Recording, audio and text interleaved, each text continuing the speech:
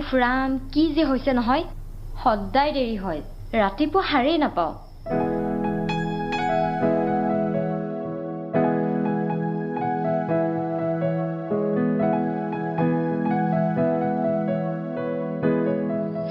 বুৱাৰী ইমান দেৰিলৈকে কোনে শুই থাকে এইকেইদিন কি হৈছে জানো মই নিজেও গম পোৱা নাই ৰাতিপুৱাৰ সময়খিনিত ইমান টোপনি লাগে ৰাতি মোৰ টোপনিয়ে নাহে মোবাইল পিটিকি থাকিলে ক'ত টোপনি আহিব হ'ব যোৱা সোনকালে গা পা ধুই কামত লাগা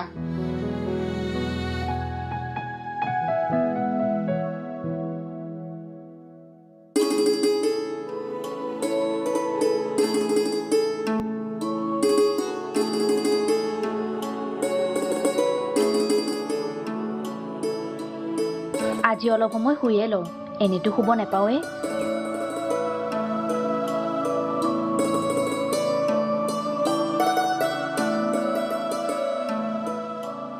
ইমান চাহ খাব মন গৈছে গাটো পিছে পৰেও ধুম আগতে চাহ একাপকে খাই লওঁ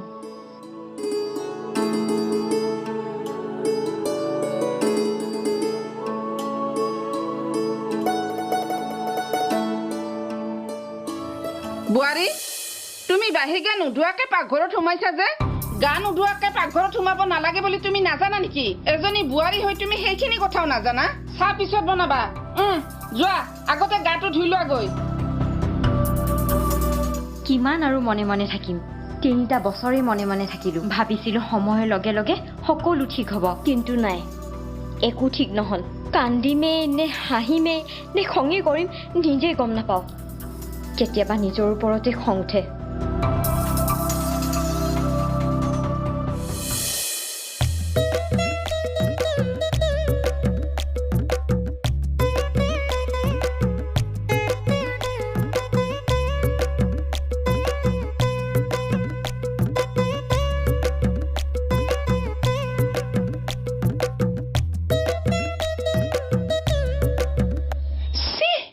এইটো একেবাৰে ভাল লগা নাই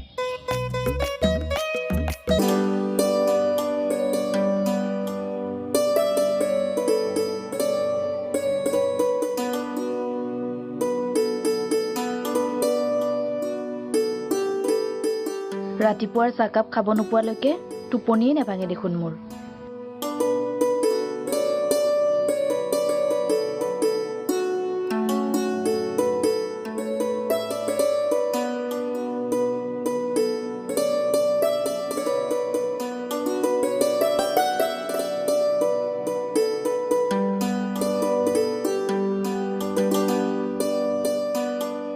মাজনী উঠিলি চাহ কোনে বনালে গা ধুলি জানো তই নাই মা গাটো অকণমান দেৰিকে ধুম ৰ চাহকাপ নাখালে দেখোন টোপনিয়ে নাভাঙে মোৰ চাহকাপ খাই ল মই ঘৰত আহিহে শান্তি পাইছো জানো মা তাত থাকিলে ননন্দজনীৰ আলপৈচান ধৰি থাকোঁতেই মোৰ দিনটো গুচি যায় সেইকাৰণেইতো তোক ইয়াত আনিছো কিন্তু মই বহুত লাকি মোৰ শহুৰ দেউতা এখেত আৰু শাহুমা বহুত ভাল ননন্দজনীহে কিবা ঠেনঠেনাই থাকে এইটো সময়ত অলপ ৰেষ্টৰ প্ৰয়োজন সেইকাৰণেইতো তোক ইয়াত আনিছো তই এতিয়া যাব নালাগে ইয়াত থাক